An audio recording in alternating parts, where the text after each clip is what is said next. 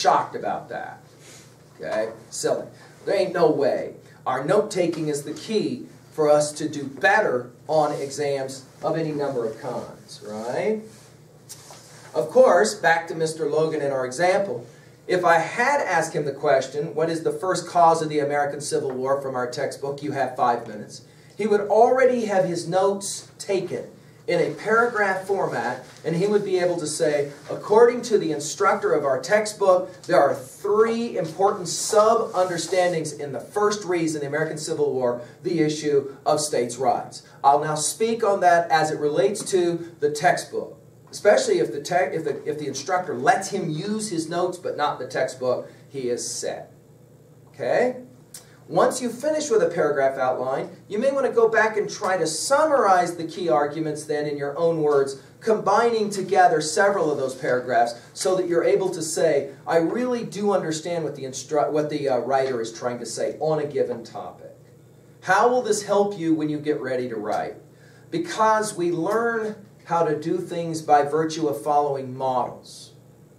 Can you imagine my starting to build a cricket team at Worland High School, where none of my students even have the faintest clue what the British game cricket is all about? Dude, that's that game that kind of looks like baseball, correct? And I were to say, no, I'm not going to show you what the game looks like. I'm just going to ask you to start playing it. That makes no sense, correct? You would say, the only way I'm going to create a cricket team in Worland High School is to begin by showing them, literally, what does the game look like? And they would say, well, that's a strange way to pitch. We don't call it pitching, we call it bowling. And what's up with those little wood thingies? We call them wickets. And what's up with the guys not wearing gloves? And so on and so on and so on. After a while, after they've watched the game for a while, I would then be able to go out and say, now we're going to begin to introduce you to the actual performance of the game. Would you agree with me? That's how you learn how to do anything. The same is true of writing. You cannot write if you do not read. You cannot write if you do not read. There is no shortcutting this. Why? Because your writing in the academic community is a response to ideas that you are deriving from your reading. You're not going to be asked by the biology instructor whether you like the theory of photosynthesis. I really like photosynthesis and I think everyone else should like it too. Sorry, it ain't going to happen. In your writing of papers, you're going to have to respond in critical and academic ways. Okay? So it's fundamental that you learn how to do this kind of annotative writing, or reading. Okay? And that will allow you to prepare then for the kind of writing that we would call academic writing. I'll have more to say about that in our next session. All right? Do you have any questions for me about this kind of... See, some of you will say, oh, that's funny. Tonight, you said that Chapter 2 and Chapter 12 notes were due. But I got to be honest, for those notes at Chapter 2 and Chapter 12, I kind of just read that stuff instead of reading that stuff. And by the way, I could prove this by right now giving an oral exam on Chapter 12. And I could say, I'm interested in hearing from each of you for 5 minutes about that chapter. Beginning with the first opening ideas, no books will be open. You're only relying on your annotations. And 1 or 2 of you would have to admit, Mr. McGee, I read it.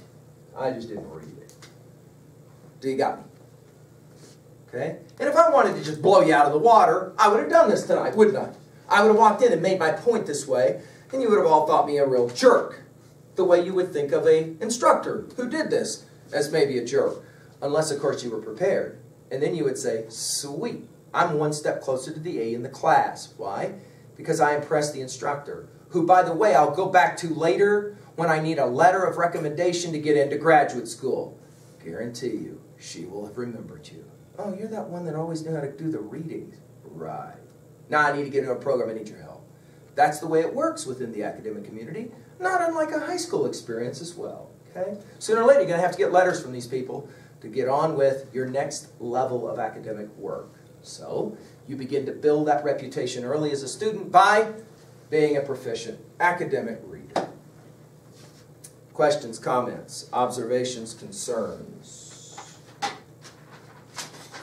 Okay, let's talk now very quickly about the lectures that we're about to watch. I cannot put these on camera, on video, because there are royalty rules about that.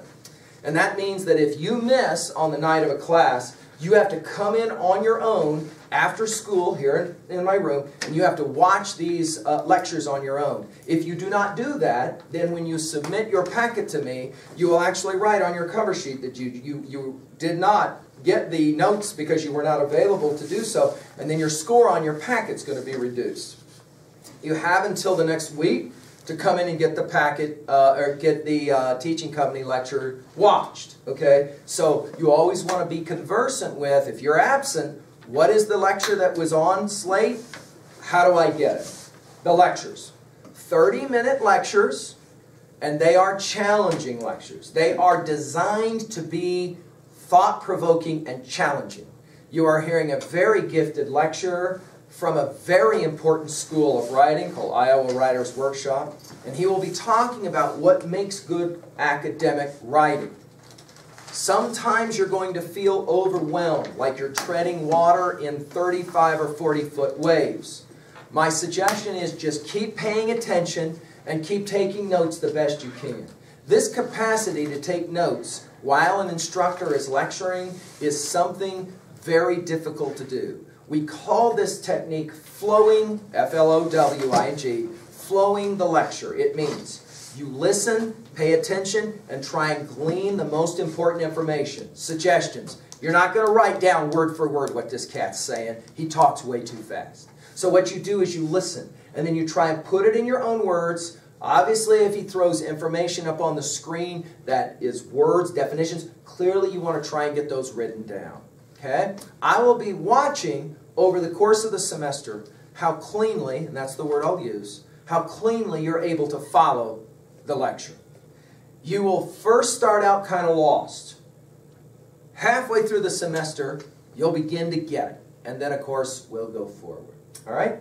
Some evenings, like this evening, we'll only do a single lecture. Other evenings, we'll do two. Sometimes we'll do one at the beginning of our session and one at the end of our session. So I at least try and break it up for you. All right?